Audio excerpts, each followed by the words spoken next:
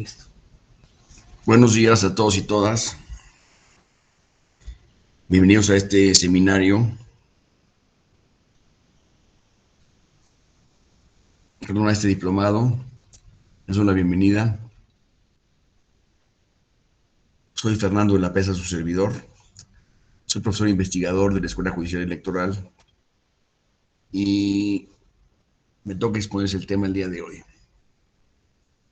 que tiene que ver con las nulidades electorales. Este tema nos va a durar 3 días. Entonces, les quiero compartir la manera como vamos a estar trabajando, de ser posible. Estos cursos son fundamentalmente de una exposición de mi parte hacia ustedes, reforzado con una presentación gráfica que vamos a ir eh, presentando el día de hoy. Y quiero insistir, por favor, mucho en la participación de todos ustedes a lo largo de estas presentaciones. Es muy importante y muy útil para todos tener sus experiencias en la presentación. Esto enriquece muchísimo el curso, es muy diferente cuando no hay ninguna participación de ustedes, se nota brutalmente la falta de interacción de parte del alumnado, que en este caso debe verse como las experiencias que hayan tenido anteriormente,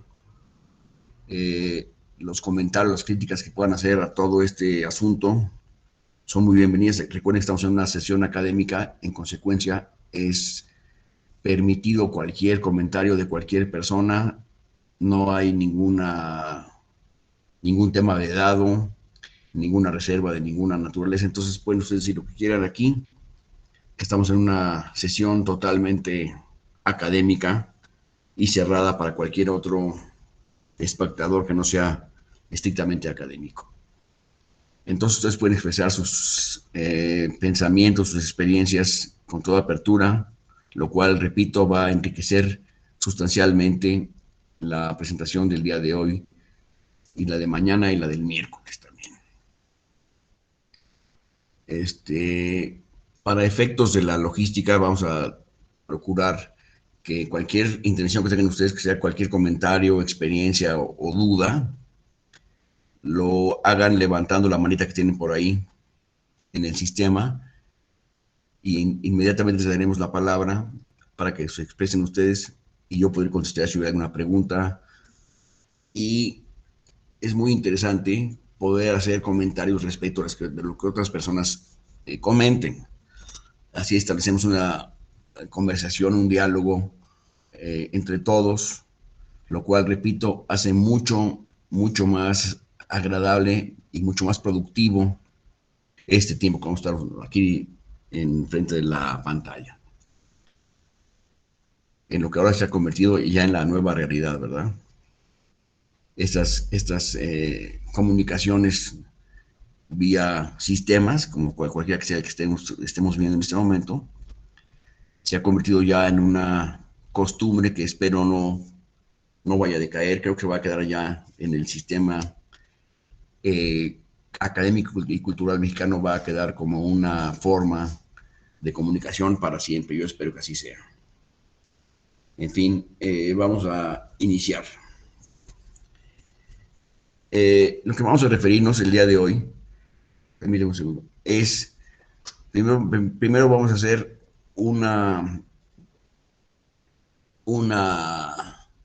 revisión de el proceso electoral, que acabamos de terminar con las elecciones del 6 de junio. Ahí acabamos con el proceso electoral último que tuvimos. Y voy a repasarlo el día de hoy porque es muy interesante verlo a la postre. O sea, ya que pasó, nos va a sonar muchos temas conocidos y otros también serán desconocidos. Y creo que van a permitir hablar de experiencias de todos en el proceso electoral. Y esto lo pongo en este caso porque es muy importante ver desde ese momento cuáles son los temas que van a ser materia de nulidad en su caso. Entonces, vamos a empezar.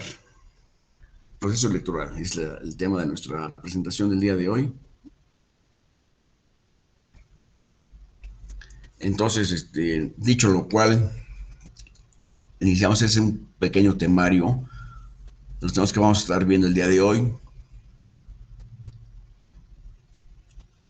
¿Y qué es el proceso electoral?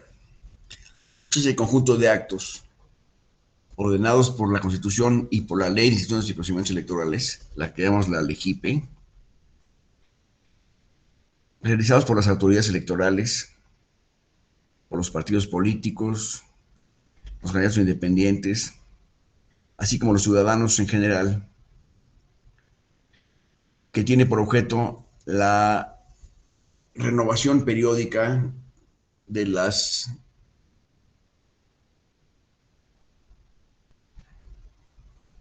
integrantes de los poderes legislativo y ejecutivo, tanto federales como locales. Así también las alcaldías de la Ciudad de México, etcétera.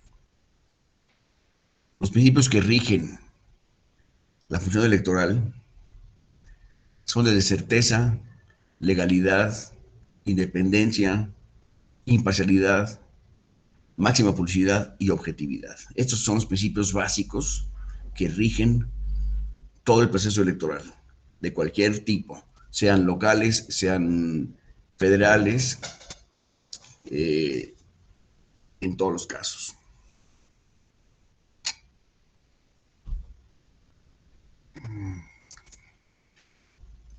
Con los principios que vamos a conseguir con esto es el de la equidad en el proceso electoral,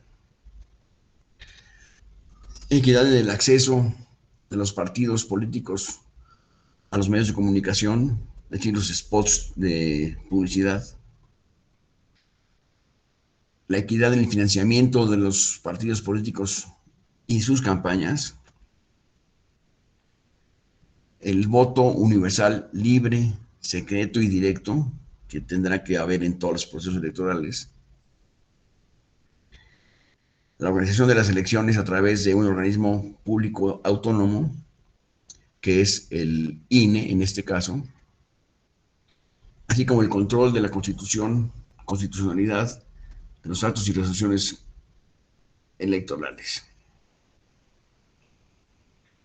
Con lo cual pretenderemos conseguir las elecciones libres, auténticas y periódicas que estamos buscando todos los mexicanos, con un principio de objetividad, de definitividad, que significa que los actos que sean válidamente celebrados serán permanentes.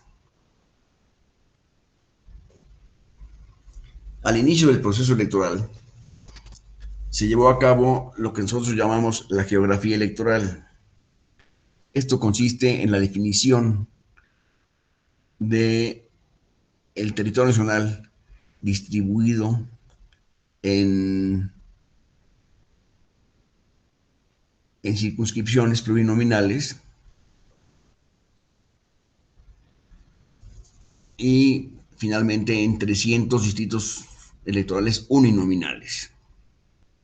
Estos 300 distritos, por supuesto, los tuvimos en cuenta en la elección pasada al hablar de elección de diputados, pues nos estamos refiriendo precisamente a estas 300 distritos electorales uninominales, y está dividido el territorio nacional, como ustedes pueden ver, en 5 diferentes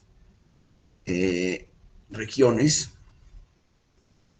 que son las circunscripciones uninominales, plurinominales, que están ubicadas en Guadalajara, Jalisco, Monterrey, Nuevo León, Jalapa, Veracruz, en la Ciudad de México y en Toluca, en el Estado de México.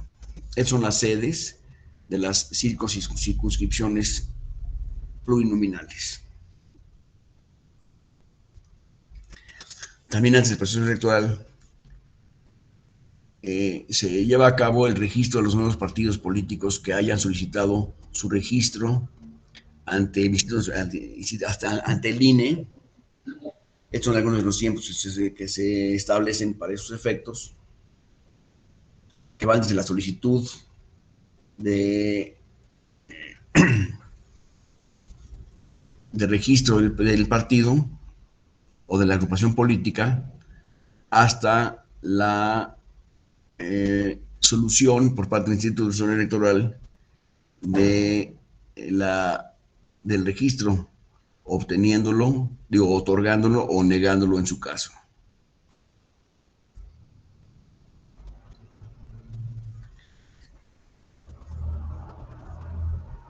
El registro de agrupaciones políticas para convertirse en partidos políticos debe contar con los siguientes requisitos: contar con un mínimo de 5,000 asociados en el país, 5,000 asociados en el país, contar con un órgano directivo de carácter nacional, tener delegaciones en cuando menos 7 entidades federativas, contar con los documentos básicos del partido, que son los documentos que son los estatutos sociales y otros documentos que son fundamentales para el partido,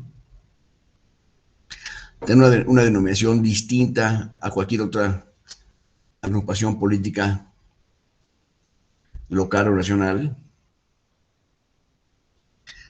tener una eh, presentar una solicitud de registro durante el mes de enero del año anterior a la elección y conocer el resultado de la solicitud 60 días contados a partir de haberse solicitado esta.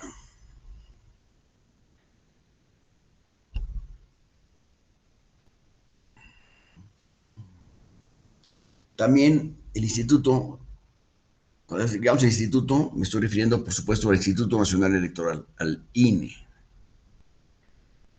El instituto deberá llevar a cabo una actualización en forma permanente, todos los días lo hace, una actualización del padrón electoral. Esto es, las personas deben estar empadronadas, o sea, deben sumarse al padrón electoral para tener su identificación, domicilio, circunscripción, etcétera, que tendrá por objeto que las elecciones se realicen en, de acuerdo con un listado nominal de electores en todo el país. Y estos electores estarán ubicados en los diferentes distritos electorales con el objeto de tener una base de datos que es muy importante respecto de todas las personas que van a votar en la elección y cuál es su domicilio y sus datos generales para efectos de la elección. Esta ubicación de las personas en México cambia frecuentemente por migración de las personas que se cambian de domicilio, y esto altera, por supuesto, la información que está dada al instituto, por lo cual hay que renovarla, actualizarla para que estemos siempre todos en donde el Instituto Nacional Electoral nos tiene registrados, y entonces poder llevar a cabo los cambios de población entre un distrito y otro en forma clara para efectos de que en la elección se tenga en cuenta la presencia de nosotros en cualquiera de las circunscripciones y en consecuencia esté lista nuestro material para votar en cada caso.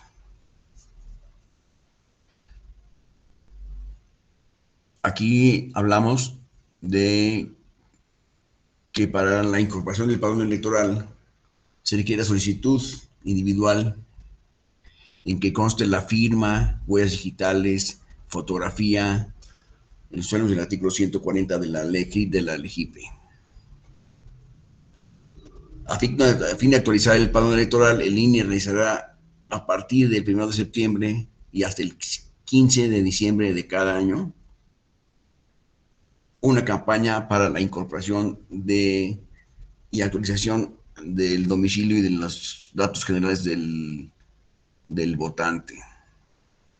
Recuerden que hay personas que van cumpliendo la mayoría de edad y entonces ya tienen posibilidades de inscribirse en el Registro Nacional de Electores, y al hacerlo, por supuesto que cambian los datos que estaban en el instituto anteriormente, y así se lleva a cabo una actualización permanente ante el instituto de los datos de cada persona de los votantes.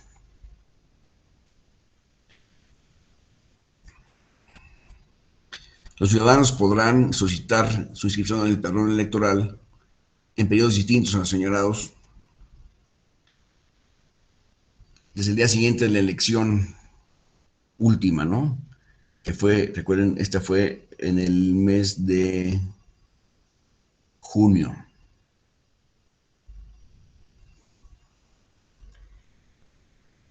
El instituto llevará a cabo la emisión de todas las credenciales para votar que se requieran, sin importar si son 1 o 50, por los cambios de domicilio de los votantes. Cuando haya un cambio de domicilio, es cuestión de dar aviso al instituto para que el instituto procese los datos y nos expida una credencial para votar totalmente actualizada en cualquier momento, sin costo alguno.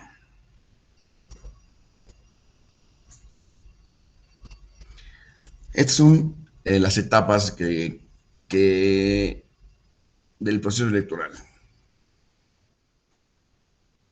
La primera etapa empieza, como dijimos ahorita, con los datos previos, como son la actualización, la geografía política, la preparación de la elección, etcétera, y terminan en la jornada electoral, que es el día mismo de la elección. Ese día de la jornada electoral es el primer domingo del mes de julio del año electoral, y después de esto viene el proceso de conteo de los resultados, declaración de validez de las elecciones, y de ahí se pasa al proceso que se llama de dictamen y declaración de validez de la elección del presidente electo en su caso, y ahí surgirán los procesos de impugnación por parte de los partidos políticos que así lo decidan, del proceso electoral o alguna de sus partes.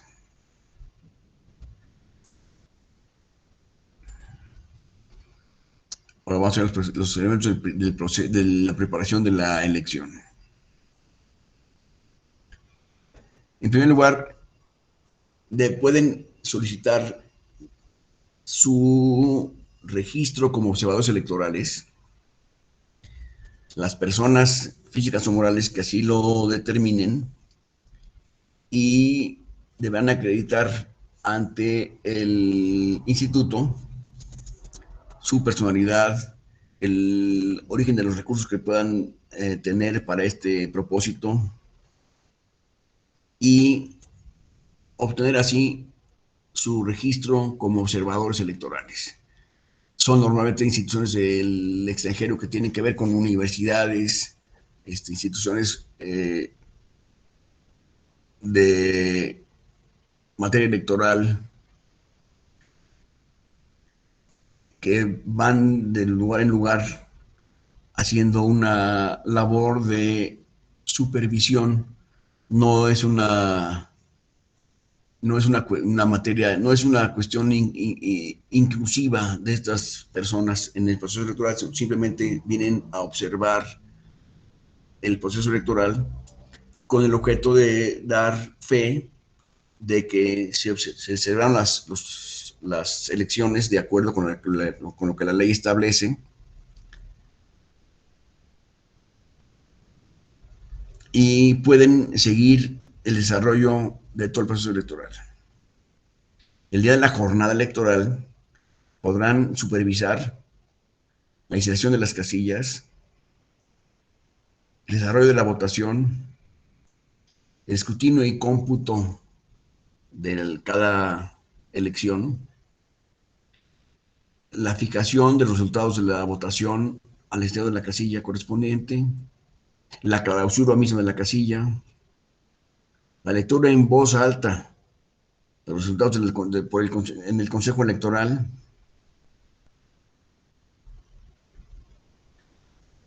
y la recepción de los escritos de incidentes o de protesta que vayan surgiendo durante la campaña, durante el proceso de, durante la jornada electoral, perdón. Esto es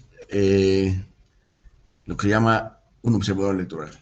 No cualquier persona puede tener el cargo de observador electoral, debe haberse inscrito, debe haber solicitado su inscripción en el instituto para el efecto de que se les expida esta autorización y esta certificación de que son observadores autorizados. Cualquiera de ustedes que quiera hacer la labor de observador, pues deberá hacer su trámite con interioridad al proceso electoral y de esa manera entonces será autorizado para este efecto. Los visitantes extranjeros que vengan como observadores electorales son, les llamamos, organismos internacionales, gobiernos, órganos legislativos, autoridades electorales, partidos y organizaciones políticas de otros países. Instituciones académicas y de investigación a nivel superior de otros países, organismos extranjeros especializados en materia electoral. Estos extranjeros que vienen aquí a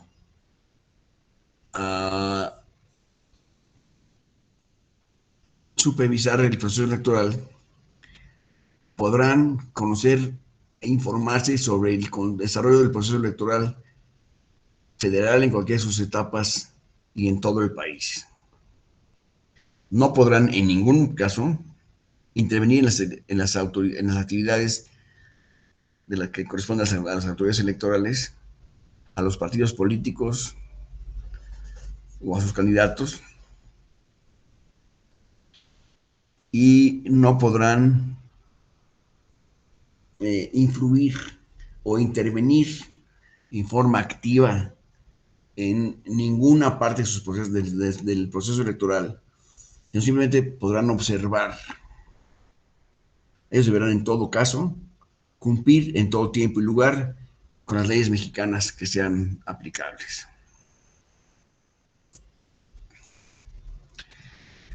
Después hablaremos un poco de las coaliciones electorales que ustedes vieron en la última elección, que existieron coaliciones que estaban ahí en la boleta, etcétera. Entonces vamos a ver qué son las coaliciones en realidad. Es la alianza que se lleva a cabo entre dos o más partidos políticos con el objeto de apoyar a presentar los mismos candidatos y de aumentar las posibilidades de triunfo en la elección. Para lo cual los partidos que van a coaligarse deberán firmar un convenio de coalición ante el instituto. Estas coaliciones pueden ser coalición total, cuando se comprenden las 32 entidades federativas y los 300 distritos electorales. Es una coalición total.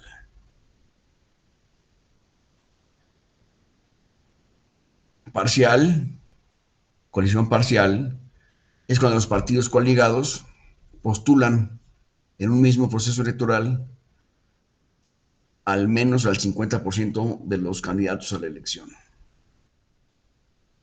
Y flexible, cuando los partidos coaligados pueden presentar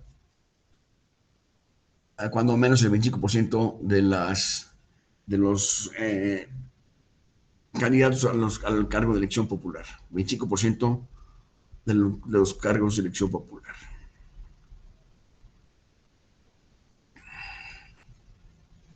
En las coaliciones, cada partido coaligado conserva en todo momento su independencia desde el punto de vista de su nombre, su imagen, su logotipo, etcétera, siguen siendo propios del partido y el partido no ha desaparecido, a pesar de que hay una coalición, cada partido sigue siendo un partido independiente.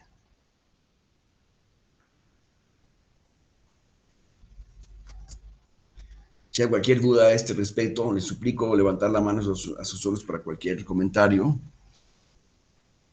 Cualquier experiencia que ustedes han tenido también serán... ¿Qué pasó aquí? Lisette, por favor. Hola, doctor. Un gusto Hola. volverle a escuchar. Igualmente. Yo tengo una duda respecto a las coaliciones. Es muy delgada la línea entre una coalición y una candidatura común. Entonces, quisiera que nos aclarara un poquito la diferencia. ¿Cómo no? Gracias. En la coalición, les decimos, cada partido mantiene su autonomía, su independencia estructural y tiene por objeto solamente actuar en forma conjunta respecto a la elección que está por celebrarse y para la cual se firmó un convenio, habíamos dicho. La candidatura común es cuando dos partidos bueno, voy a poner ejemplos de los dos casos. En el primer caso, que decíamos la coalición, si ustedes recuerdan, en la última elección había una coalición entre el PRI, el PAN y el Partido Nueva Alianza. No, perdón, el Partido Movimiento Ciudadano. ¿Es correcto? No, ¿cuál era el tercer partido? PRD. El PRD. PRD. Esos tres partidos, siendo cada uno diferente a los otros dos, se asociaron, digamos así, para llevar a cabo una elección que le permitía a los tres partidos aumentar sus posibilidades de triunfo en la elección. Que ese es el objetivo fundamental de los partidos políticos, ganar elecciones, ¿verdad? Ahora, hay otros partidos, hay otros casos, como en el caso, por ejemplo, del Partido del Trabajo y el Partido Morena, que son independientes también, aunque piensan igual unos de los otros, son partidos independientes y en ocasiones se han unido para, para presentar un candidato común, como es el caso de López Obrador, que fue candidato de los dos partidos, ¿verdad? Entonces es una cuestión diferente. Pero es, como tú dijiste al principio, se divide por una línea muy tenue uno del otro. Alejandro Acosta. Sí, mi duda es la siguiente, o sea, bueno, no duda, sino, por ejemplo, aquí yo estoy del estado de Campeche. Qué Aquí, bien. se recordarán, las elecciones pasadas hubo elección a gobernador, Sí, y lo sé. tengo entendido, bueno, en cuestión de coalición flexible, ahí es mi duda, que dice que al menos el 25% de los candidatos, pero hubo una coalición entre Morena y el Partido del Trabajo. Solo, ahora sí que hubo para la coalición para gobernadora, y por ejemplo para diputados locales, diputados federales, bueno, perdón, para diputados locales y ayuntamientos no existió. Ahí es mi duda, ¿qué tipo de coalición sería?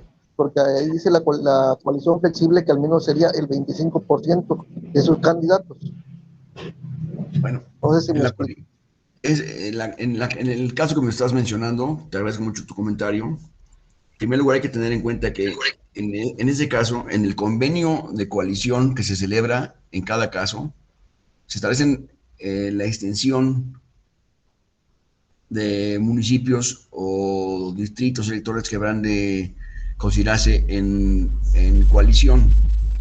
En el caso de la elección del estado de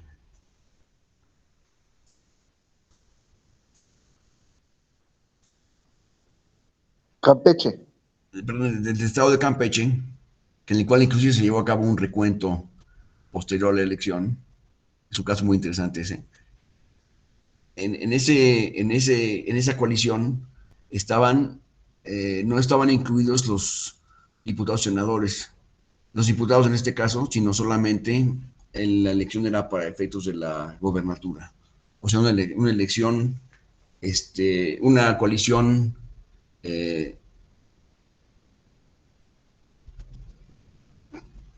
total. Juan Ignacio Bilbao. Sí, muchas gracias. Buenos días a todas y a todos. Es que ahorita que hizo la compañera la pregunta para distinguir una de las dos cosas, lo que a mí me ha funcionado es distinguir entre la plataforma política, cuando es común, y cuando cada partido va con su propia plataforma. Entonces, eso a mí me ha servido para distinguir la diferencia entre una coalición y una candidatura común. Toda vez que en la coalición, pues los partidos políticos crean una plataforma conjunta, y en la candidatura común cada partido político mantiene su propia plataforma y un candidato representa a dos visiones distintas. Eso es lo que a mí me ha servido en lo particular para distinguir una de otra. Ok, muchas gracias, Juan Ignacio.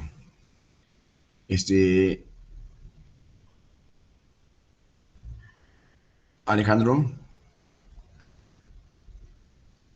no sé si quedó contestada tu pregunta, Alejandro. Bueno, no supe ahora sí que distinguir si quedó en flexible o en total, porque le repito, aquí hubo, ahora sí que nada más, o sea, iba a haber la coalición total, pero al final, ahora sí que nada más hubo la coalición para la candidata, para gobernadora, para la candidata en este caso gobernadora que fuera la actual gobernadora del estado de Campeche, Laida Sansores. Sí. Pero ahí es donde quedó mi duda, porque así que gracias a esa coalición, por así decirlo, por esos votos de que hubo entre Morena y PT, fue que dio la ventaja, ¿va? Para que resultó triunfadora esa candidata.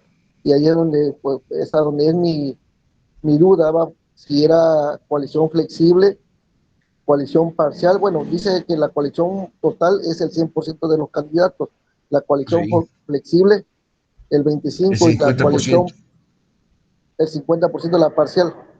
Así es. 25%. Bueno, en este caso, la coalición era completa por el 100% de los cargos, pero no nada más en el estado de Campeche, sino en todo el país. Entonces no hay diferencia en ese sentido, en este caso. ¿Me explico? Ok. Sí. Gracias. Entonces, vamos a ver.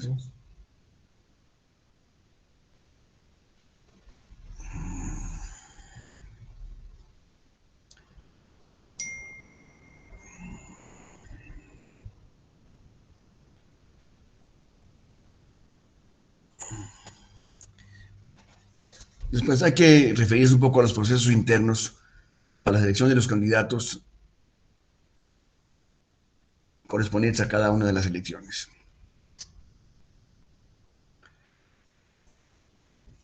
En la designación de candidatos, cada partido funciona diferente de acuerdo con sus documentos básicos y normatividad interior del partido. Pero este proceso interno siempre comprende todas las actividades internas que realizan los partidos para definir a los ciudadanos que postulará como sus candidatos a cargos de elección popular.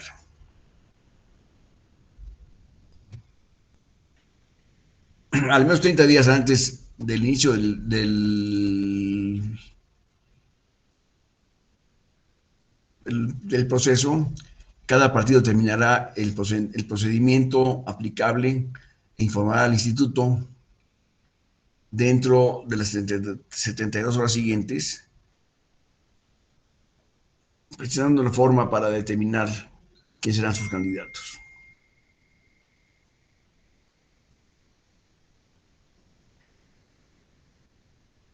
El órgano facultado del partido publicará la convocatoria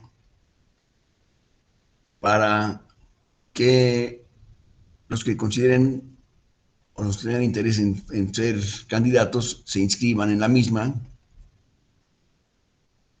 En esta convocatoria deberá siempre establecerse qué cargos habrá de elegirse, los requisitos de elegibilidad en cada caso, fecha de registro de precandidaturas o de candidaturas en su caso, la documentación que deberá de presentarse por cada uno de los interesados, el periodo para subsanar las omisiones o defectos en la documentación presentada, las reglas generales y topes de campaña correspondientes, la fecha y lugar en que tendrá efectos de la elección a la que se está convocando, y la fecha para presentar los informes de ingresos y egresos de la campaña electoral.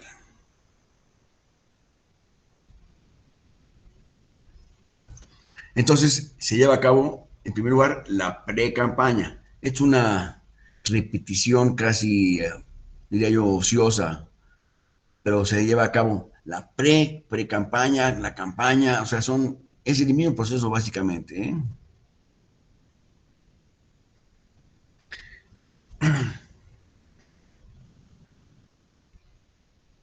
La elección interna de la pre-campaña tiene por objeto que los precandidatos lleven a cabo una presentación ante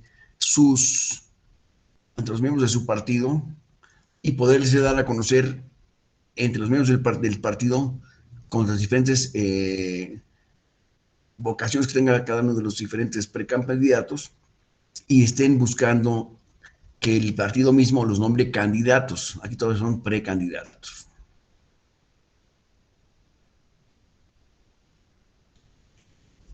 Esta precandidatura comienza al día siguiente de la elaboración del registro de precandidatos y durarán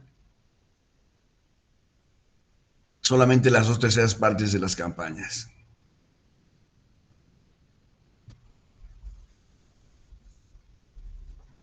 Los mismos precandidatos de cada partido estarán actuando de esta manera coqueteando a los miembros de su partido mediante medios de comunicación, etcétera, para conseguir su apoyo y para que estos, cuando voten sobre el candidato, tengan en cuenta lo que hayan conseguido de estas precampañas.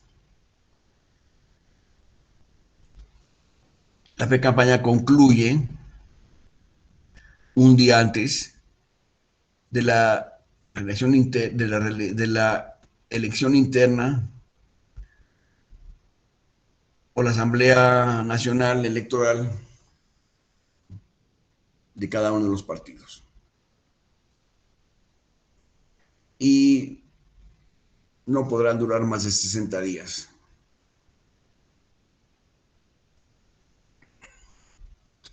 El tope de gastos de campaña. Ese es un coco que tienen siempre en la cabeza los partidos políticos respecto de cuánto dinero podrán gastar en el proceso electoral. Esta cantidad está fijada siempre por el Instituto Nacional Electoral, que establece un tope máximo de los gastos que podrán incurrir los partidos en la pre-campaña y en la campaña. A más tardar en el mes de octubre El año previo a la elección, el Consejo General determinará el tope de los gastos por precandidato y en el tipo de elección que habrán de participar. Esta cantidad será equivalente al 20% de lo establecido en la campaña, perdón, en las campañas inmediatas anteriores, según la elección de que se trate. El Consejo General del Instituto, a propuesta de la Unidad de Fiscalización del mismo, determinará los requisitos de informe de ingresos y gastos mismo que deberá entregarse al menos 7 días, dentro de los 7 días siguientes a la jornada electoral.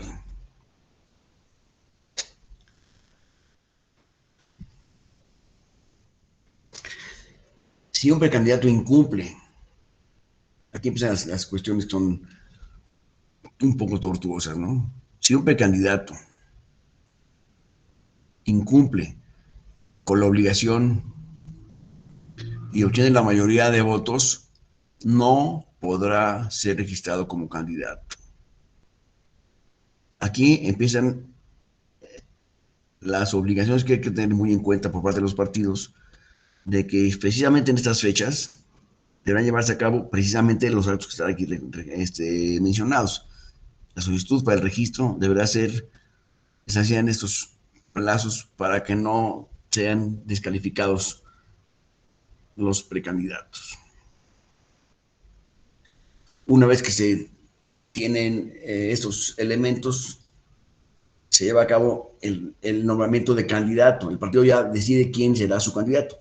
Tenían 3 o 4 precandidatos haciendo su pre-campaña su coqueteo ante los demás miembros del partido, y en este momento ya se fija quién será el candidato y los demás ya no tienen ningún efecto, ¿no?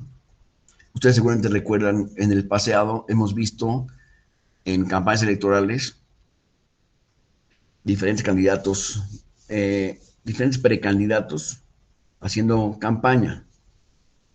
Voy a poner el ejemplo del Partido de Acción Nacional, quien tenía 4 o 3 candidatos, 3 precandidatos que estaban ahí en la prensa todos los días, viendo cómo se hacían de más simpatizantes o menos, para conseguir el voto, finalmente la candidatura que obtuvo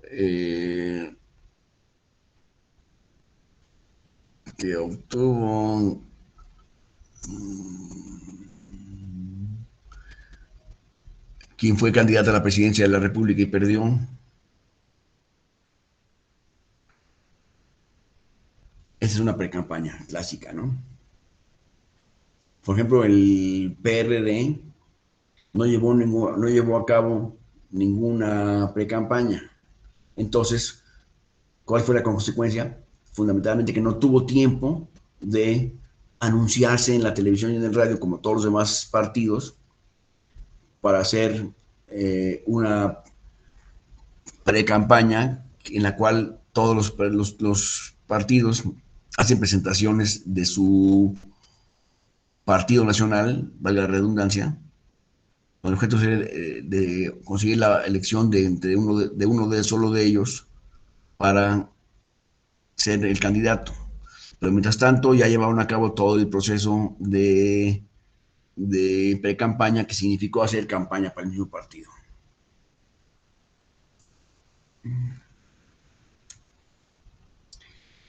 Aquí hablo de los plazos y los órganos entre los cuales deberá llevarse a cabo el registro de las candidaturas.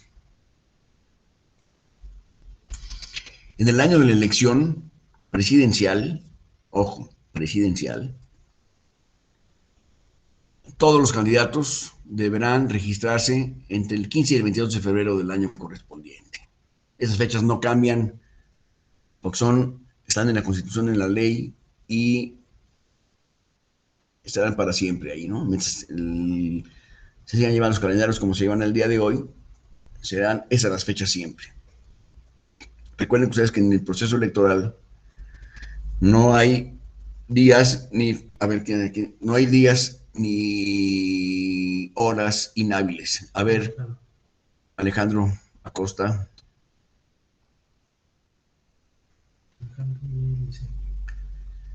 ¿No está Alejandro? Lisette, por favor.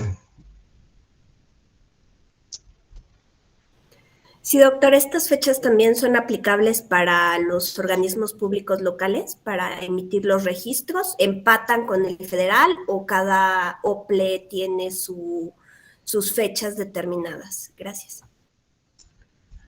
Pueden tener sus fechas, pero son siempre las mismas. Es decir, estas fechas son rigurosas para todos los que son los candidatos.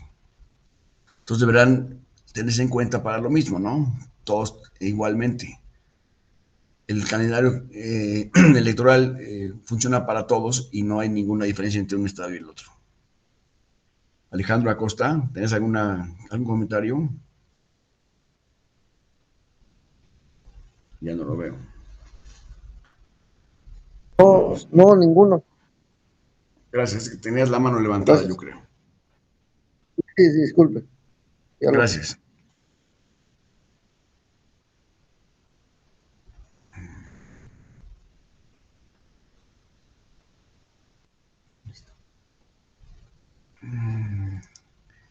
Este, repito, es el plazo, el cuadro de los plazos y órganos ante los cuales habrá de registrarse las candidaturas electorales.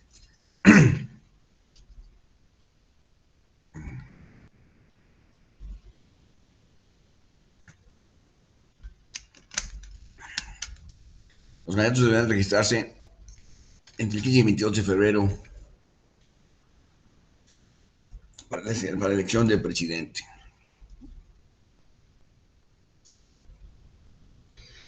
Y deberán registrarse por los consejos distritales, en caso de diputados de mayoría relativa, consejeros locales, en caso de senadores de mayoría relativa, Consejo General, en el caso del presidente, diputados y senadores de representación proporcional, y en el año de la elección, todos los candidatos serán registrados entre el 22 y el 29 de marzo. Frente a los consejos distritales, en el caso de diputados de mayoría relativa, frente al Consejo General, en el caso de diputados de representación proporcional,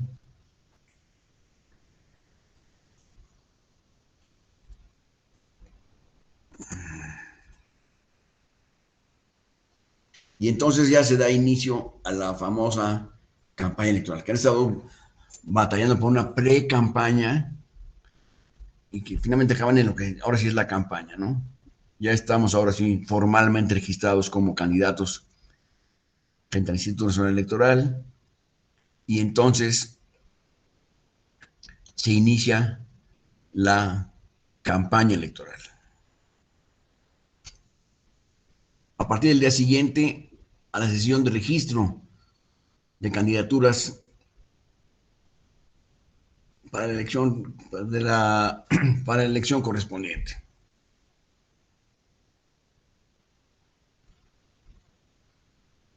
Que será la elección presidencial o la elección legislativa federal, y estas podrán durar 90 días solamente. Me parece absurdo decir 90 días porque es muchísimo tiempo. Si comparamos estos tiempos con otros países, que digo yo que son más conscientes respecto de estos tiempos, es muchísimo el tiempo de 90 días de una campaña electoral. Debían ser de 30 días cuando mucho, según yo, pero eso es una cuestión de cada quien, pensará distinto.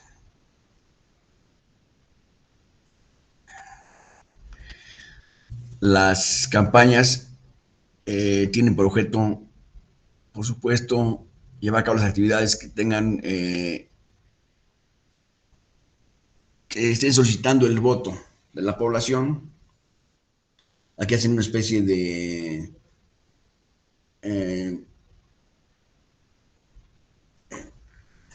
show ante todo el electorado, coqueteando para ver quién es el mejor preparado, el más guapo, el que tiene más experiencia, el que tiene mejores ideas. Esas cosas hacen todos los candidatos en la misma función y se lleva a cabo, se termina cuando se inicia la veda electoral, que son esos 3 felices días antes de la elección, los cuales está prohibido llevar a cabo anuncios y propaganda electoral. Estos días yo llamo los días de felicidad electoral. Realmente se llaman los días de veda electoral.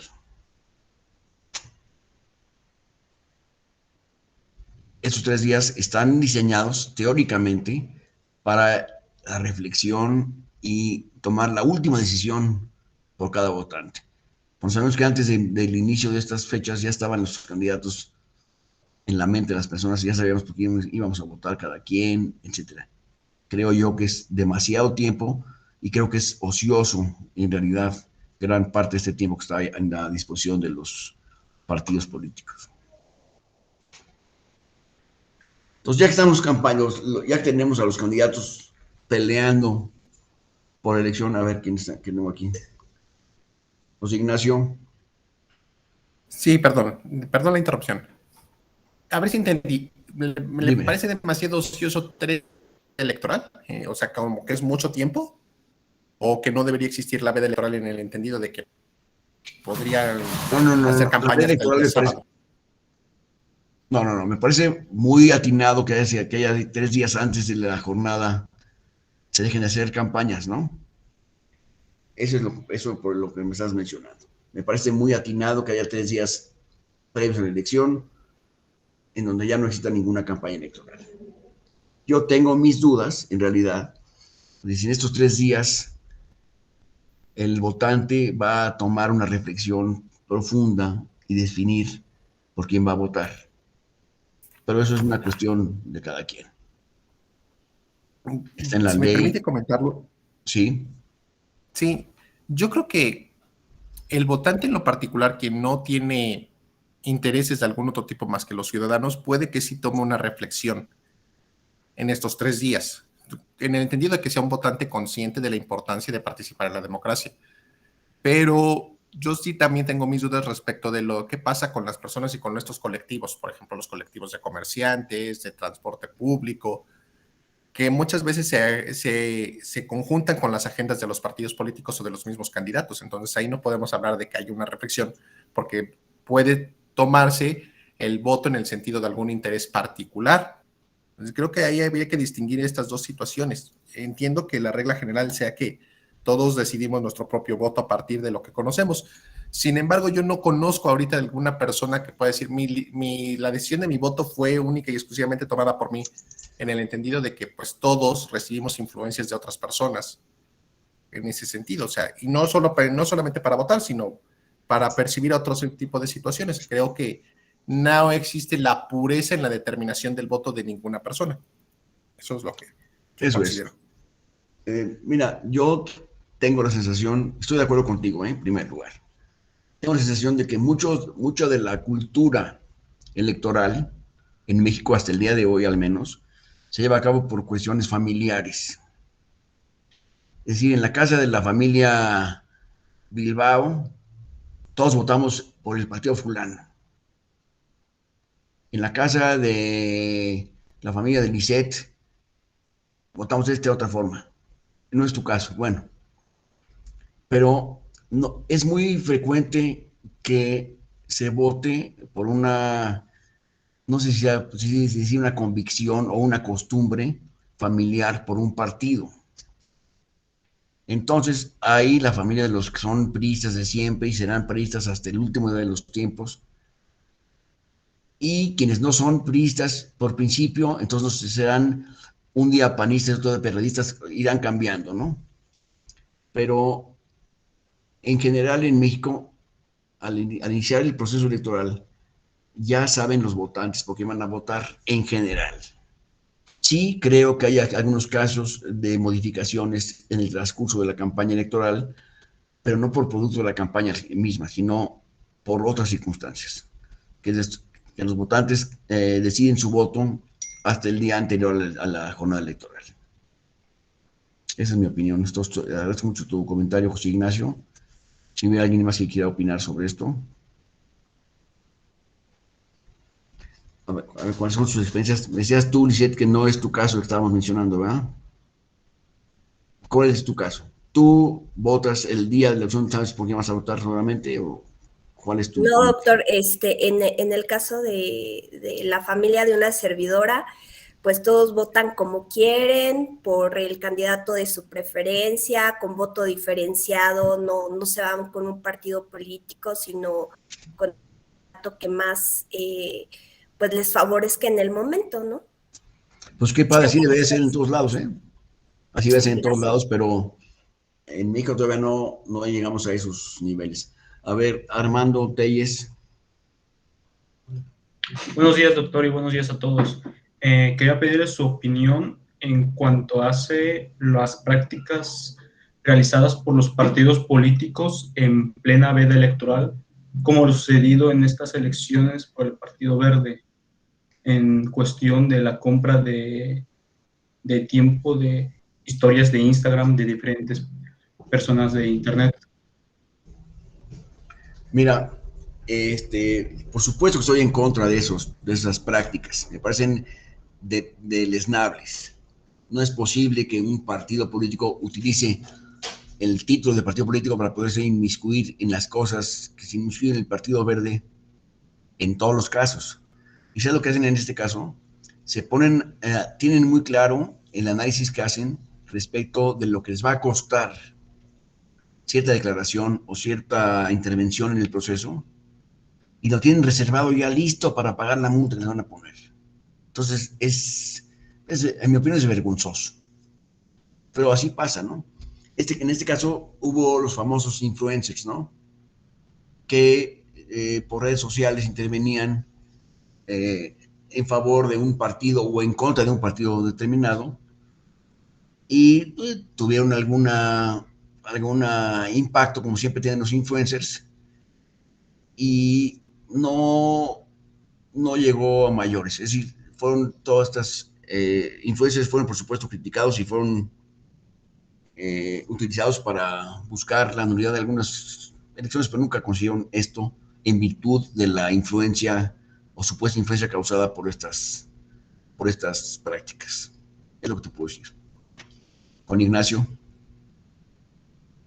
Sí, gracias. Dos cosas. Es que recordar que lo que estaba diciendo respecto del voto familiar es muy cierto, sobre todo desde lo local, a nivel ayuntamiento, a nivel municipal. En los municipios pequeños o medianos, todavía donde hay mucha cercanía entre el candidato y el electorado, pues se da este fenómeno de que pues, tienes que hablar con las familias grandes si quieres ganar, ¿no? Porque te representan alrededor de 50, 60 votos que en una elección municipal pueden ser la diferencia. Entonces ahí sí se da este fenómeno de empatar con el jefe de familia. ¿Qué me das? ¿Qué te doy? ¿O por qué voy a votar por ti? ¿No? Porque todos vamos a votar por ti. Eso lo he visto y lo he observado desde lo local. No quiere decir que sea la regla general en todos lados, porque algún comentario, pero digo, puede suceder y esto es un fenómeno que se da. La otra parte es que, respecto al otro comentario que hacía el compañero, el derecho sancionador no ha desincentivado la inquietud de cometer alguna falta administrativa en ese sentido. Porque, como bien dice, el partido político encuentra en el resquicio de la libertad de expresión la manera de infringir la norma.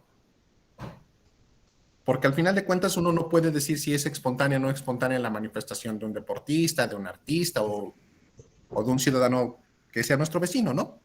Pero eso es algo que se da y que puede incidir por el público que tiene. Entonces creo que falta mucho eso, pero eso se debe a que pues toda norma electoral tiene dos componentes, el componente político y el componente técnico. Y no necesariamente el componente político y el componente técnico van a empatar. Así es. Hoy vemos claramente los resultados de esta reforma de 2014 que centralizó y que hizo muy fuerte al INE, y hoy los partidos políticos se quejan y dicen, hemos creado un monstruo, ¿no? O sea, ¿cómo es posible que nos hayan cancelado las candidaturas por no rendir el informe de campaña o de precampaña? Bueno, pues es que fue una exigencia propia en los procesos, por lo menos en los dos previos, El modelo de fiscalización surge de la elección de 2012 y el modelo de comunicación política surge de la elección de 2006. Entonces, este tipo de situaciones hoy nos toca que no los apliquen, entonces decimos, no, es que sí, ya está muy, muy fuerte y muy pesado.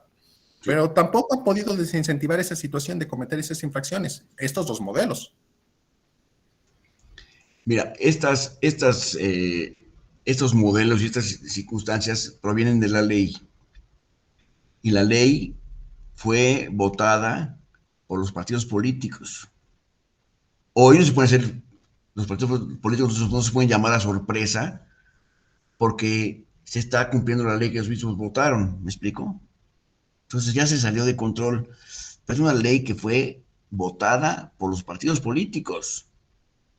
Y entonces esos frenos o circunstancias fueron creadas por los partidos políticos en plenitud de jurisdicción en sus respectivas atribuciones al crear una ley. Entonces no puedo decir el día de hoy que es que ya no me gustó, pues si no te gustó, pues debiste haberlo dicho en su momento, no ahorita que ya está pasado el toro, digamos, ¿no? Estoy de acuerdo con tu comentario, Juan Ignacio, te agradezco mucho y si no hay nada más, vamos a seguir adelante, por favor.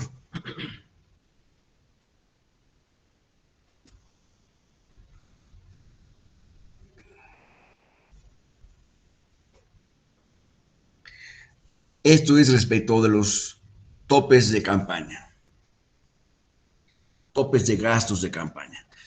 Porque digo que es un tema muy sobado en el materia electoral, es porque siempre hay discusión de que algún partido en particular excedió los gastos de campaña a los que tenía derecho.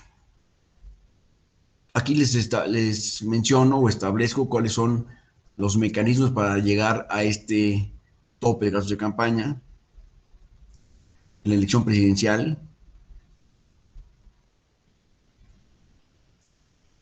en la de diputados de mayoría relativa y en la de senadores de mayoría relativa. Estas son las reglas que marcan las normas mexicanas para llevar a cabo, para fijar por el Instituto Nacional Electoral el tope máximo de gastos de campaña. El Consejo General determinará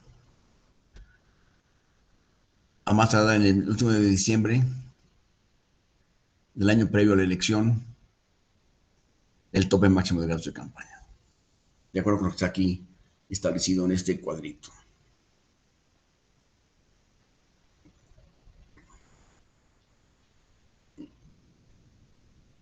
Aquí al final todavía me refiero a al tope de gastos de campaña que se llevó a cabo en el 2018 fue esta presentación, no, perdón, en el 2012 que fue esta presentación, y estos datos ya no son actualizados, por supuesto.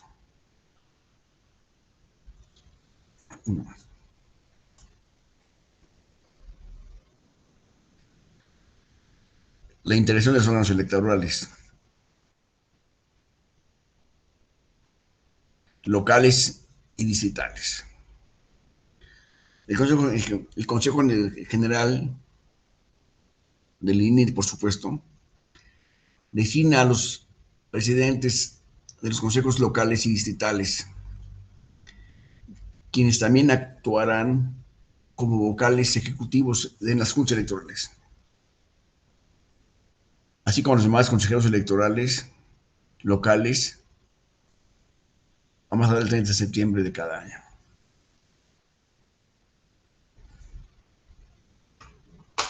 Los consejeros locales designarán a los consejeros distritales en noviembre del año anterior a la elección y todos estos organismos deberán sesionar por lo menos una vez al mes a partir de ese momento.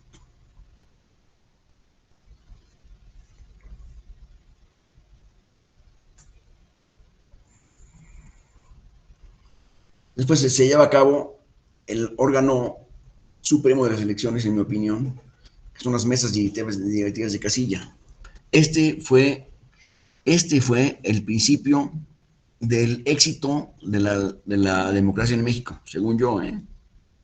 Porque a partir de aquí, los ciudadanos mexicanos no estuvimos de acuerdo, no estuvieron de acuerdo los que nos antecedieron en, en el sistema de las elecciones, y entonces tampoco estuvieron de acuerdo en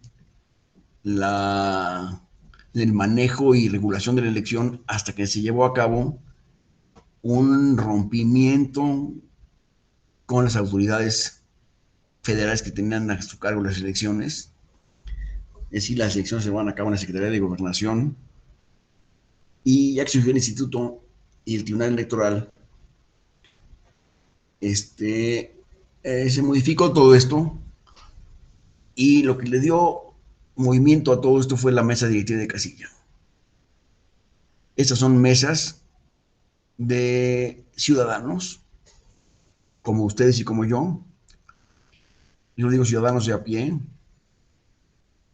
quienes tenemos a nuestro cargo a partir de entonces la elección completa, el conteo de los votos, la supervisión de la elección como tal, la apertura de la casilla, el cierre de la casilla, el conteo de los votos, todo esto se lleva a cabo por ciudadanos de a pie. Los funcionarios de la casilla, que son un presidente, un secretario y 2 escrutadores, más 3 suplentes generales. Esta cuestión es administrada por el Instituto Nacional Electoral y incluye a todos los ciudadanos del país.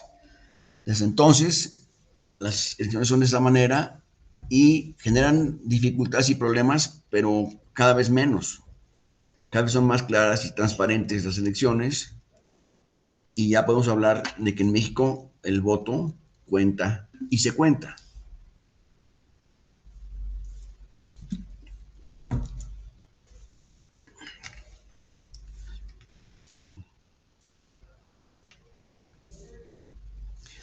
Todos los funcionarios de las casillas son insaculados, es decir, son nombrados por sorteo por el instituto en su caso y en el momento correspondiente. Las secciones electorales tienen como un máximo 3,000 electores, de acuerdo con la Ley General de Instituciones y Procedimientos Electorales. ¿No hay ninguna duda aquí? ¿Podemos seguir adelante? Ok. Adelante, por sí.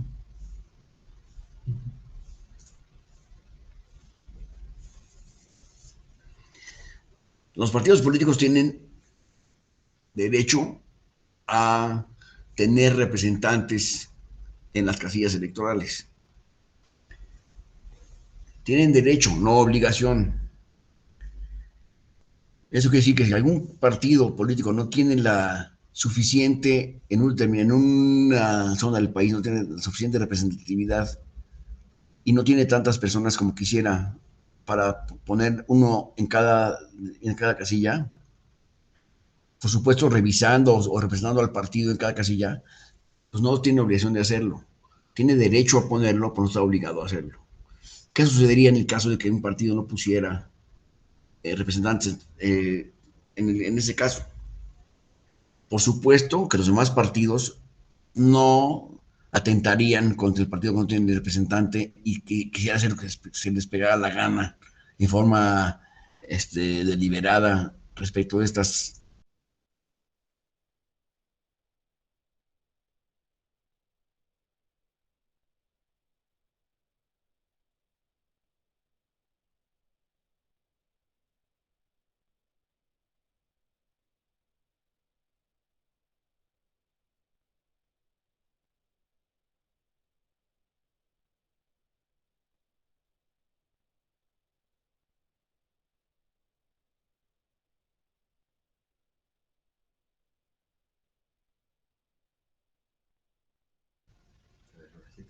¿Me escuchan?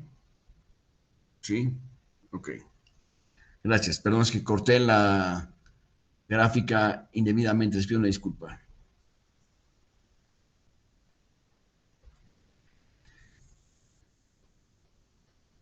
Estos representantes de los partidos políticos estarán presentes en la casilla representando los intereses de su propio partido y por supuesto que no atentarán en contra de algún partido que estuviera representante en esta casilla, ¿verdad? Eso no es pensable.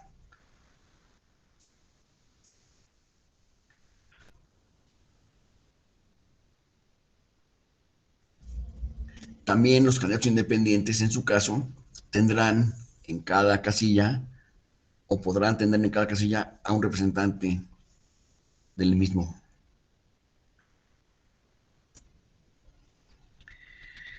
¿Con qué atribuciones estarían estos representantes de los partidos?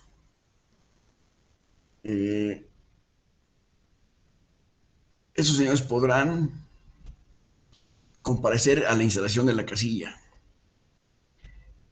Podrán observar y vigilar el desarrollo de la elección completa. Podrán presentar partidos de incidentes, escritos de incidentes o de protesta en el proceso electoral, en la jornada electoral. Podrán acompañar al presidente de la casilla a entregar el expediente electoral al Consejo Distrital correspondiente. Los representantes de los partidos podrán presentar escritos de protesta ante la mesa directiva, aunque no esté presente. ¿Sí? Y entonces llegamos a la jornada electoral, el día donde México celebra la democracia, ¿no? Ese es un proceso que termina en este momento. Ahí estamos reconociendo alguna boleta, ya es histórica, esta boleta no es actual, por supuesto. Corresponde a la elección de 2012 y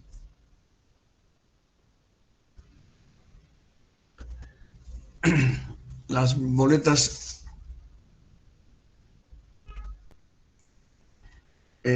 presentan los elementos de certeza, como son papel foliado, papel seguridad, como de billete, háganse de cuenta, y son impresos estos documentos con la aprobación y bajo la supervisión del Instituto Nacional Electoral, y se van a entregar 15 días antes al Consejo Distrital correspondiente. Entonces, el instituto, el consejo los mantiene en resguardo hasta el día de la elección.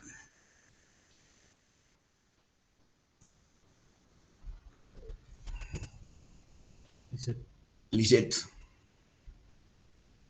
Sí, nada más para hacer un comentario respecto a las medidas de seguridad de las boletas. Sí. Digo, me ha tocado estar observando estas medidas de seguridad en cuanto al consejo. En el consejo llegan las boletas con instrucciones y revisar incluso lo que nosotros como ciudadanos llegamos y vemos al momento de emitir nuestro voto, es un papel simple y vienen medidas de marca de agua, letras al revés, en determinada parte de la boleta viene determinada leyenda, tienen unas microfibras que se ven a través de luz ultravioleta. Entonces, tienen unas medidas de seguridad dignas de reconocerse por parte del Instituto Nacional Electoral, porque es un papel realmente certificado. Entonces, sí, pues compartirle a mis compañeros todas estas medidas. Gracias. Muchas gracias. Es muy adecuado tu comentario y además yo parece que yo estoy anunciando al INE, no es mi intención, simplemente reconozco las virtudes que tiene esta institución y estoy de acuerdo con lo que estás mencionando. Además de lo que estás diciendo, está lleno de medidas de seguridad del papel, los documentos y el material de la elección. y el Instituto Electoral, a través de su Consejo General, aprueba estos materiales para toda la elección de todo el país y tiene un grado de seguridad y de certeza extraordinario, lo cual significa, por supuesto, un costo altísimo, ¿eh? Es increíble la cantidad de dinero que cuesta una elección. Lo que gasta el Instituto Nacional Electoral en estos materiales es impresionante, es muchísimo dinero, pero creo yo que está muy bien gastado. Hay quien dice que es los costos superfluos de la democracia. No, no, no. Yo creo que es un costo muy justificado y razonable y razonado.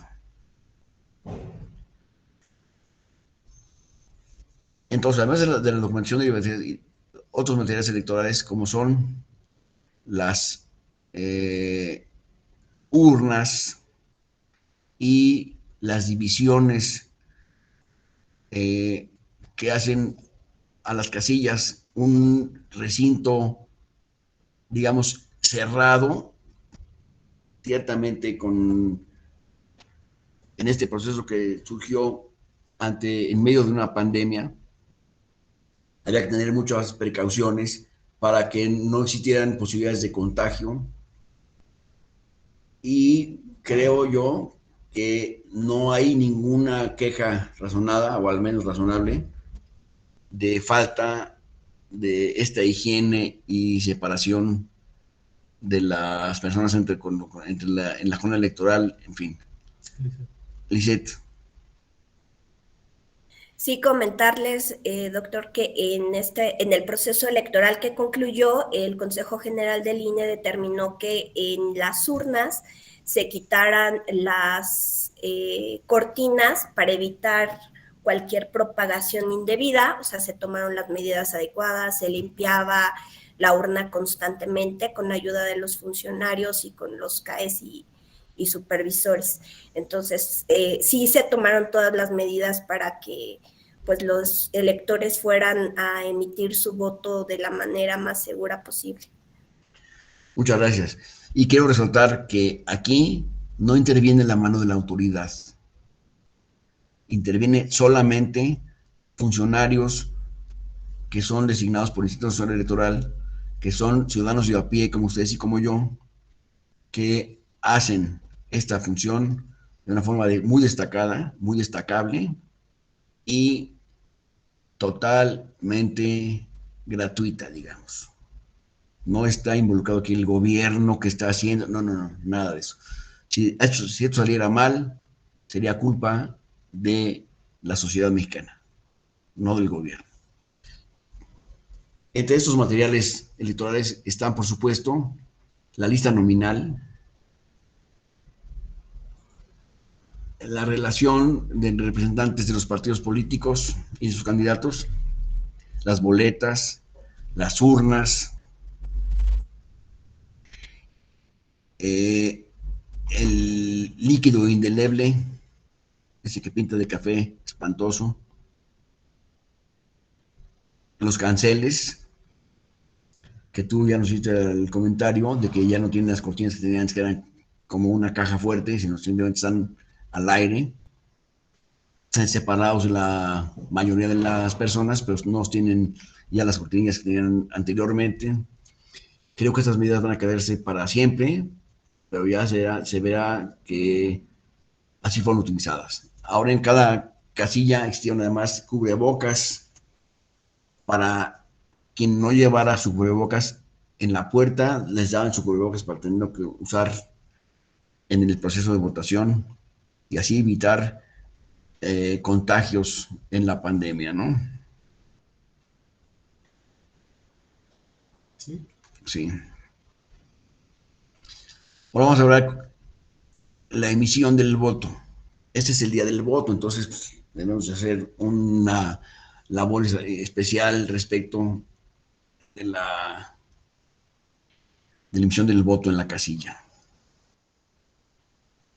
La instalación de las casillas empieza a partir de las 7:30 AM, en la cual, o la hora a la cual deberán estar presentes los miembros de la casilla, y deberán llevar a cabo el armado de la estructura interna, como son estas mamparas, etcétera, de la casilla electoral,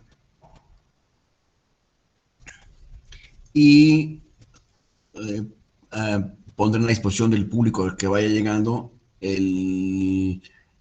las boletas y los lápices que se usan para votar, aunque ya se hizo la aclaración de que cualquier persona puede votar con el lápiz que prefiera.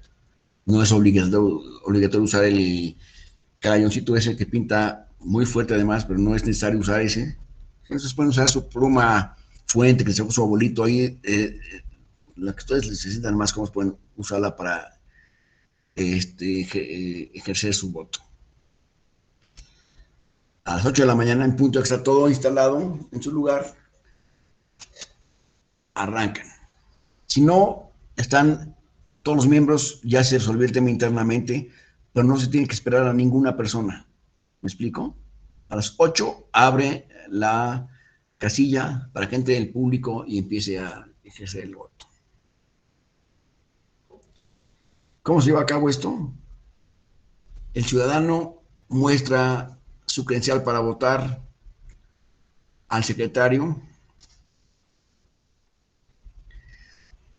y este verifica que aparezca su nombre en la lista general de electores. El presidente de la casilla entrega las boletas de la elección correspondiente al votante y lo dirige o le instruye que se dirija a la casilla, a la mampara misma donde habrá que ejercer su voto, lugar en el cual el votante cruza la boleta, bueno, cruza o pone una palomita o una seña que él decida en particular sobre el recuerdo del partido que quiere de su elección, y así está ejercido su voto. Después dobla las boletas en 4 y los introduce en la casilla electoral correspondiente, o sea, en la urna electoral que corresponda. Recuerden que aquí habrá una urna para cada elección, de diputados, de senadores, de presidente, etc. Cada urna tiene un color distinto y habrá que votar en las urnas correspondientes. No obstante a ello, existen siempre votos que están en las urnas equivocadas, lo cual no anula ni el voto ni la elección misma. Simplemente hay necesidad de volverla a poner en la urna que corresponda al momento del conteo de votos, ¿verdad?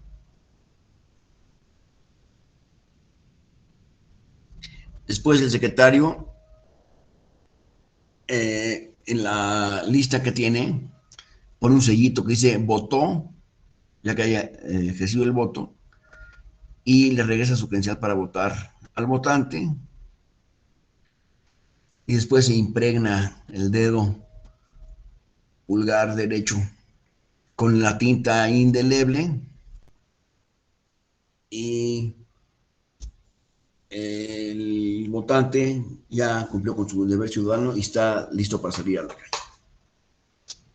¿Alguna pregunta sobre esto? Todos lo vimos en la última elección, estuvimos presentes de estas circunstancias y vimos cómo ingresaron personas que no tenían capacidad motriz, sino que tenían alguna debilidad motriz o visual inclusive, y se les ayudó con sillas de ruedas, tenían material necesario para suplir sus deficiencias en este momento físicas y poder ejercer el voto con plenitud de... Daniel.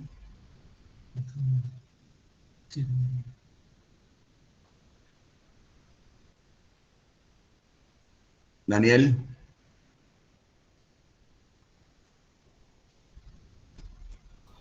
Daniel Benjamín. Perdón, buenos días. Hola, buenos días. Una duda sobre la integración de la mesa directiva de casilla.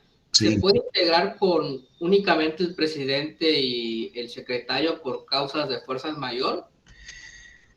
sí, y en ese caso, vamos a suponer que faltaran los demás, se invita a entrar a la casilla los primeros miembros que estén formados en la fila para votar. Y ahí se les habilita por este solo efecto. Pero sí es posible que en caso de fuerza mayor o de emergencia no estuvieran presentes los demás miembros, sin ningún problema. ¿Y lo decide el presidente de la mesa directiva?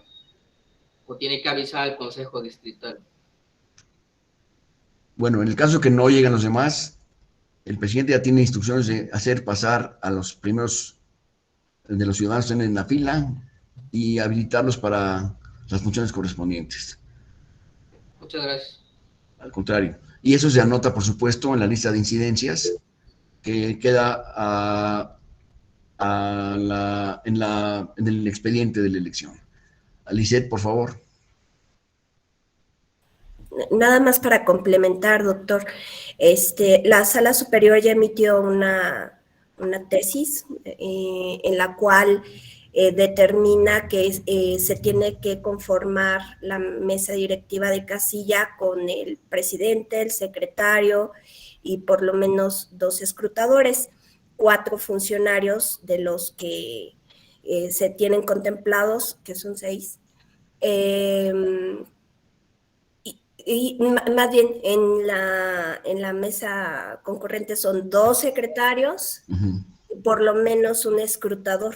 Sí. Entonces, eso es lo que determinó la Sala Superior. Y en cuanto a lo que comentaba usted, hasta las 8:15 se puede hacer el recorrido, es decir, que si no llega el presidente, el secretario ocupa su lugar, si no llega el secretario, el escrutador ocupa su lugar, y si no llega ni el presidente ni el secretario, los escrutadores ocupan su lugar junto con los suplentes generales. Si no llega ninguno, entonces sí se tiene que dar aviso al consejo para que determine lo conducente. Muy bien. Te agradezco mucho tu comentario y complementación de estas circunstancias. Lisette, ¿hay algún otro comentario? No lo hay, entonces vamos a la...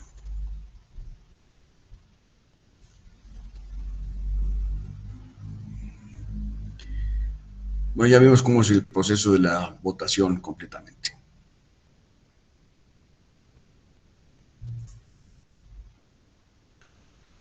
A las 18 horas, que es decir, 10 horas después, se cierra la casilla. A esa hora o antes, si el presidente y el secretario de la mesa directiva certifican que han votado los miembros electores que estaban en la lista nominal y entonces se cierra la casilla. Como pasa siempre en México en muchas cosas, acabamos más tarde, nos excedemos en los plazos. Y entonces, normalmente hay al final a las 18 horas, todavía hay fila afuera para ejercer el voto. Entonces, lo que se debe hacer es ponerle una marca, o sea, marcar hasta dónde están formados a esa hora, y de ahí para adelante, todos los que están pendientes pueden ejercer su voto, pero ya para después de esta fila, digamos, ya no entrarán nuevos votantes. Y esto es con el objeto de que exista alguna hora de cierre, ¿verdad? Entonces, a esta hora, 18 horas, es cuando se da oficialmente por concluida la votación. El secretario de la mesa directiva llenará la sección de cierre de la casilla, diciendo la hora y la razón por la cual está cerrando.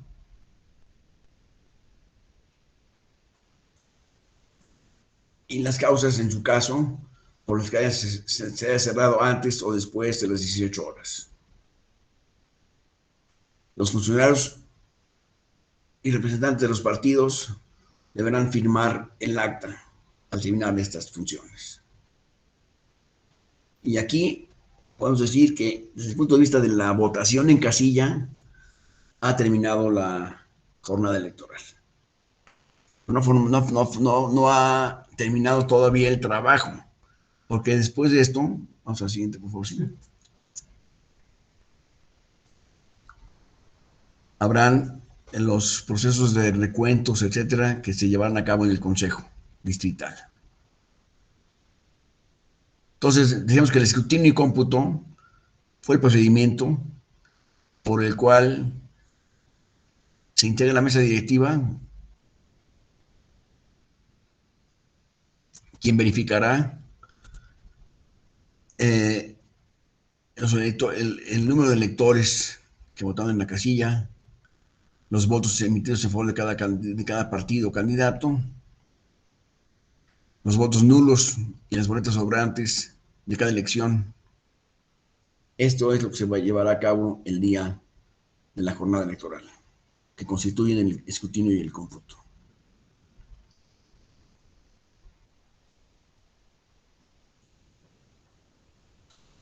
Ahora, aquí es donde hay muchos problemas en la votación.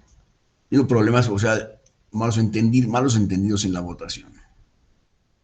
Hace falta, como siempre, una información por parte de la autoridad electoral, del Instituto Nacional Electoral en este caso, de el cómo votar, cómo no votar, o sea, comentarios clásicos de dudas que están en la población y que el Instituto Electoral lamentablemente no lo hace adecuadamente, según yo, pero eso habrá opiniones para todos y de todos. ¿Cómo se lleva a cabo el escrutinio y cómputo de los votos? En el caso de coaliciones. Los emblemas de los partidos coligados aparecen en forma separada en la boleta electoral.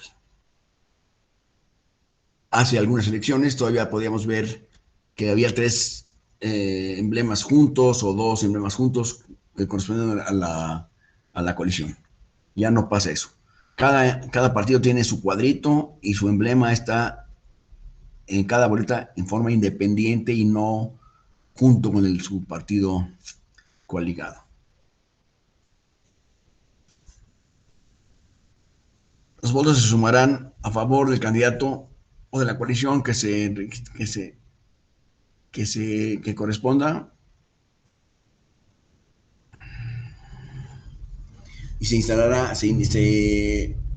establecerán los resultados en el recuadro correspondiente del acta de escrutinio y cómputo, que habrá una por cada casilla y que es el documento más importante de la votación. Es más importante que las boletas mismas. Es un documento que tiene fe pública y que contiene toda la historia de la elección que se tiene que basar en ese mismo documento.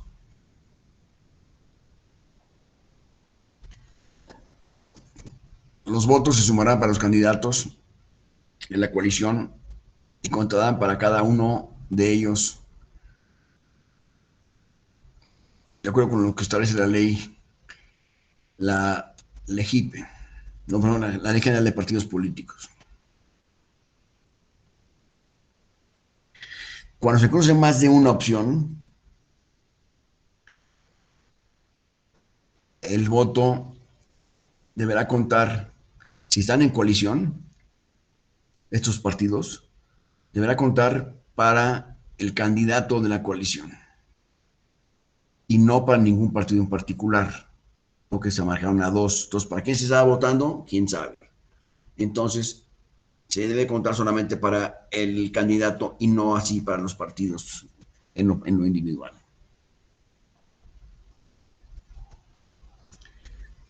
Entonces, lo correcto, lo adecuado, sería, en caso de una coalición de 3 partidos, o de 2 partidos, vamos a decir, de 2 partidos, y se quiere votar por el candidato que representan esos 2 partidos, lo que hay que hacer es votar por un candidato, votar por un partido solamente, pues ese voto beneficiará al candidato que está en la coalición. ¿Me explico? Y no votar por los dos partidos coligados, pues entonces empiezan las confusiones. ¿Quién está? Lisette. Sí, doctor, fíjense que en el proceso anterior en cuanto a la coalición del partido del PRD, del PRI, del PAN, en el cómputo distrital lo que pasaba es que había marcas en los tres partidos. Entonces, al momento de volver a hacer el conteo, lo que se hizo, lo que determinó la sala superior, es que se tenía que determinar primero al que tuviera mayor número de votación, se le iba a dar el voto que quedaba restante. Si quedaban dos, entonces iba en esa secuencia. Sí, es correcto. Y el otro criterio que utilizó también es que se le iba a otorgar al partido de más antiguo en ese caso. O sea, esos eran los dos criterios que utilizó. Sí, así es. Pero antes se mencionaba en los convenios de coalición que la forma de repartirse los votos, lo cual era totalmente inapropiado porque el voto era de una sola persona por un solo partido. Entonces, ¿por qué iban a decidir los propios partidos a quién se iba a asignar ese voto? Entonces, para respetar esta cuestión, ante una impugnación, resolvió la Suprema Corte de Justicia de la Nación, resolvió que el voto tiene un solo efecto, el voto, y debe contarse para un solo partido y para el candidato. Pero en el caso que me estás diciendo tú, que había tres boletas, en una boleta, tres candidatos, tres boletas, tres partidos cruzados, la ley establece que en ese caso el voto es nulo. Habría que ver cuál fue el caso concreto para no entrar en una discusión en este momento, pero el voto por varios candidatos, aunque estén coligados, por varios partidos, aunque estén coligados, no debe aplicarse no se deben tachar más de un partido que está en la boleta, aun cuando estén coligados. Los están coligados para obtener el voto por un candidato. Entonces, votar a dos partidos, el voto tiene dos implicaciones. Uno es votar por el candidato y otro es votar por el partido. Por si vota por el partido es para efectos de conteo final de la votación, de saber qué partido está perdiendo su registro por falta de votos. ¿Me explico? Entonces, para eso es que se contabilizan de uno por uno y no de tres en tres y esas cosas. Si no, estaría teniendo dos efectos el mismo partido, el mismo voto, y no debe ser así. Salomón, ¿tienes algún comentario? Buenos días, doctor. Buenos días a todas y a todos. Bueno, veo que me da gusto que veo que hay varias compañeras y compañeros de otros diplomados. Está María Eugenia, está Lisette, yo también a Juan Ignacio, los cuales también se aprenden mucho de sus aportaciones.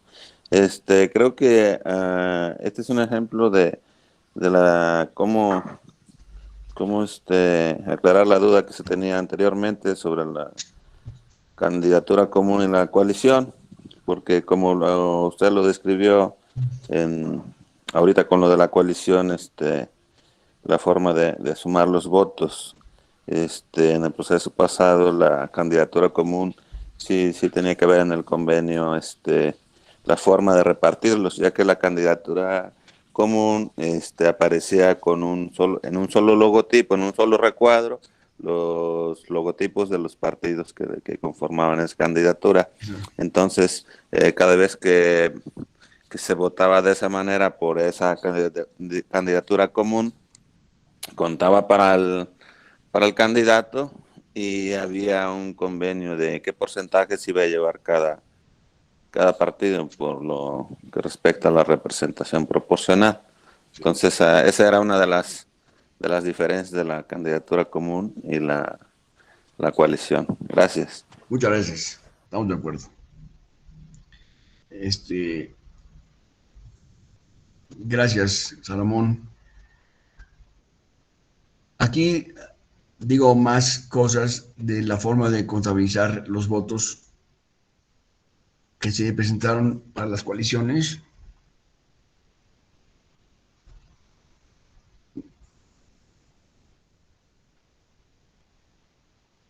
Ahora, vamos a ver el procedimiento de escrutinio y cómputo de los votos. El secretario de la casilla, ya estamos en el supuesto de que se terminó la votación y ya no hay votantes aquí. Entonces, aquí lo que se hace es, el secretario de la casilla cuenta las boletas sobrantes y las boletas las boletas inutilizadas y las incluye en un sobre en particular. Hay un sobre distinto donde van a estar ahí las boletas inutilizadas, las ponen en este sobre independiente.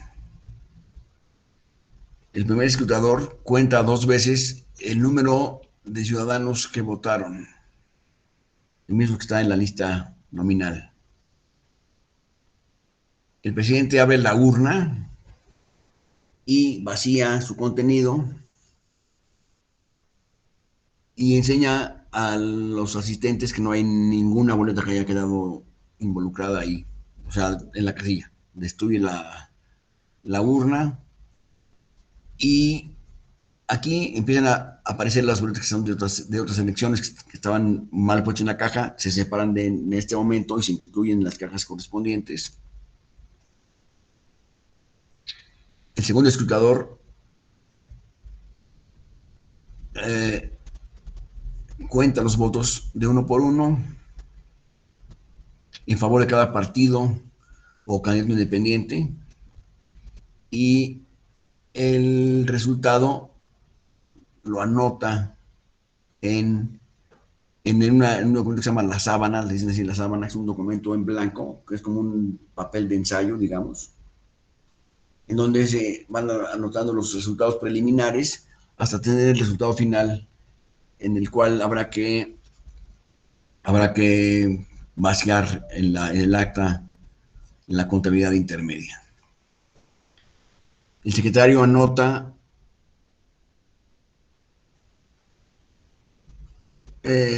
los resultados por partido o coalición en su caso, en el acta, que es el documento sagrado, decíamos, de la elección. Se procura que tengan la mejor caligrafía posible el candidato el ciudadano que habrá de llenar el acta. Y entonces se cierra el paquete con una copia del acta en la parte superior del paquete y entonces ya se pueden llevar el paquete a la entrega del paquete electoral en el distrito correspondiente. Y a la entrega del distrito correspondiente se entrega un recibo del paquete al presidente de la casilla, momento en el cual se termina realmente la función electoral. Este proceso, que es el recuento de votos y el traslado del paquete al distrito electoral, es el procedimiento más delicado, digamos, porque es donde antes existían casos de robo de urnas, etcétera. Se da caso en este momento. Entonces aquí ya se van con los resultados finales al distrito electoral y ahí se acaba la jornada electoral.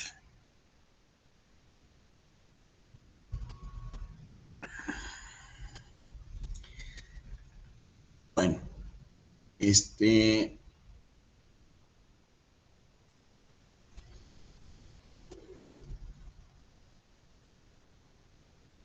el día de mañana,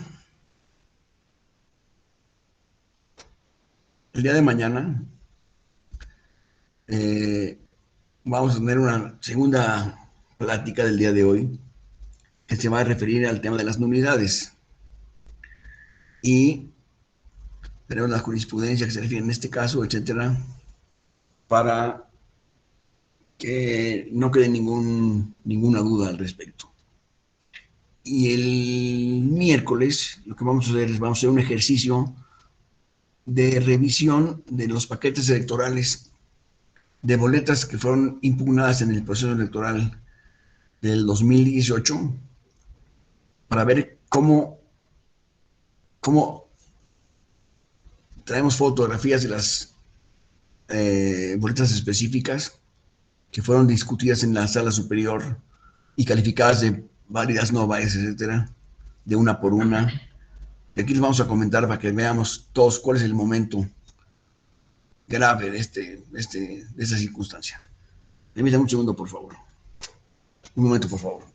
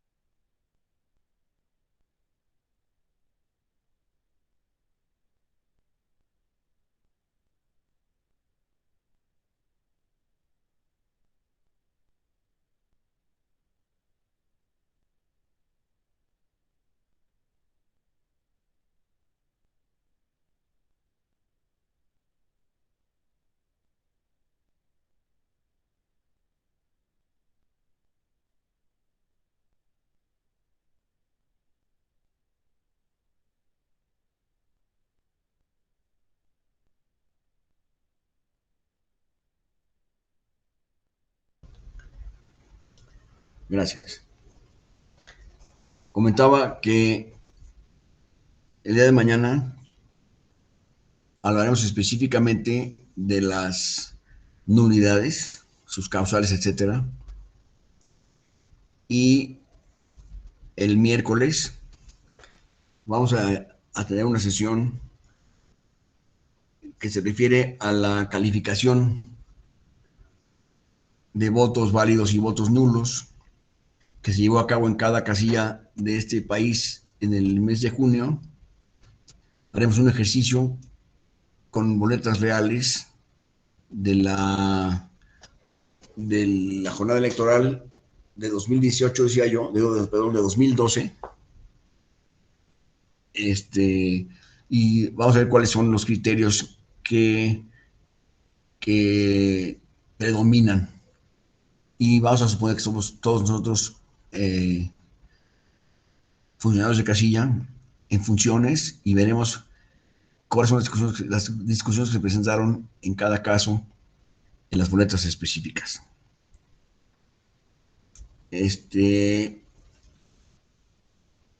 Quedan 8 minutos de la clase, por lo cual quiero preguntar si existe alguna duda o alguna experiencia que debamos compartir de lo que hasta este momento hemos hablado en esta sesión.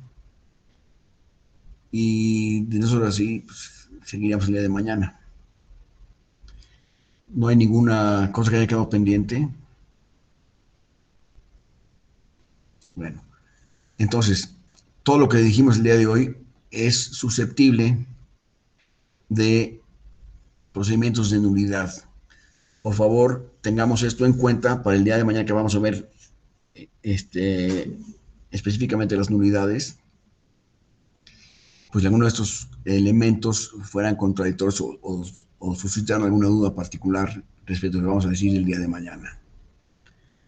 De lo contrario, pues que tengan buen provecho, no desayunado seguramente, váyanse a desayunar y nos veremos el día de mañana a las 9 de la mañana igualmente. Son muy amables y nos vemos. Gracias, doctor. Hasta luego a todos. Bye. Hasta luego. Hasta luego, muchas gracias.